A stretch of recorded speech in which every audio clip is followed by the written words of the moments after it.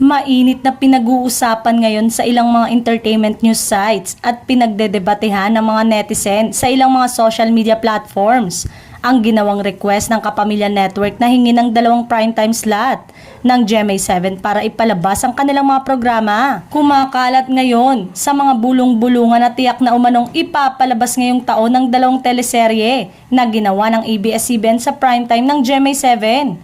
Ito'y kasunod ng matagumpay na collaboration ng ABS-CBN at GMA7 para i-ere sa main channel ng Kapuso Network ang kapamilya shows na It's Showtime. Bago pa man nakalipat sa Kapuso Network ang It's Showtime, nauna nang nagkaroon ng collaboration ng ABS-CBN at GMA7 sa matagumpay nilang teleserye na Unbreak My Heart.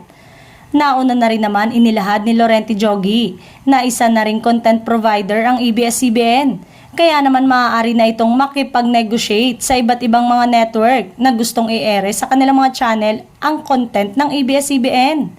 Samantalang, marami naman sa mga netizen na noon pa man ay taga-suporta na ng Kapuso Network ang hindi pumabor sa pakikipag-collab ng GMA sa ABS-CBN dahil hindi umano ito pata sa kanilang mga talent. Ipinunto pa ng ilang mga netizen sa maraming mga kapuso artist ang hindi pa nabibigyan ng mga proyekto ngayon.